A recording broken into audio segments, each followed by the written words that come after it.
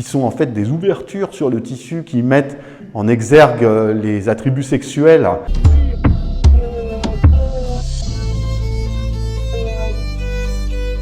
Bonjour à tous, je vous parle aujourd'hui d'une artiste dont on parle beaucoup en ce moment, qui s'appelle Yayoi Kusama, artiste d'origine japonaise qui va passer une quinzaine d'années à New York dans son jeune âge. Bon, alors au départ, elle était plutôt dans la peinture traditionnelle japonaise et puis à l'âge de l'adolescence, elle a des hallucinations, hein. Elle est connue pour ça et parmi ces hallucinations, c'est les poids, des points qu'elle voit partout et qui vont lui faire mettre en place une forme de philosophie autour de ce qu'elle a appelé la self-obliteration, c'est-à-dire nous ne sommes qu'un grain de poussière en quelque sorte dans cet univers extrêmement vaste.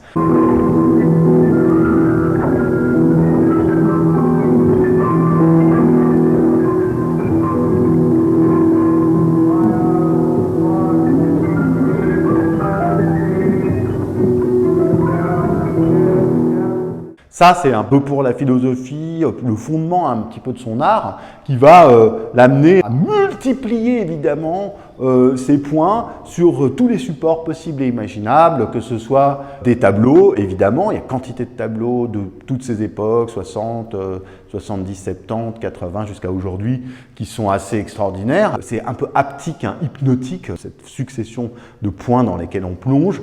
Et puis elle va également les peindre sur des supports assez amusants, comme par exemple les pumpkins, les fleurs, faire des installations géantes, hein, dans lesquelles on va aussi se promener avec des points partout qui vont nous perturber complètement la vision des choses, à tel point que dans certains cas on va avoir le sentiment soi-même d'être plongé dans l'hallucination de Yayoi Kusama et de ne plus avoir de sortie, comme un infini de points en face de nous. Et puis elle va se souvenir quand même de ces 15 ans passés à New York qui vont être très importants pour elle. Alors c'est pareil, elle se met des points aussi sur le corps, souvent nu, et elle fait des performances avec ses amis devant Wall Street, contre la guerre du Vietnam.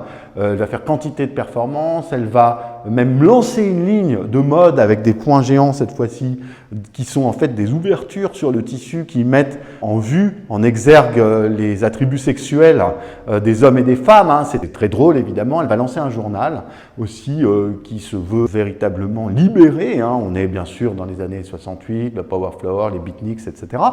La libération sexuelle, mais il faut savoir également qu'elle a un rapport assez ambigu, hein. Finalement, on va l'appeler la phallic girls à un moment donné, puisqu'elle va mettre en forme des tissus qui vont ressembler à des phallus un peu partout, qu'elle essaiera au fond toute sa vie d'apprivoiser.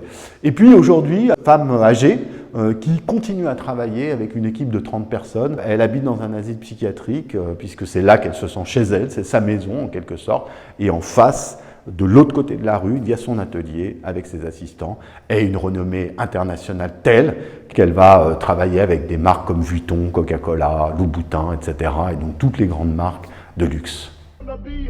Be hardcore.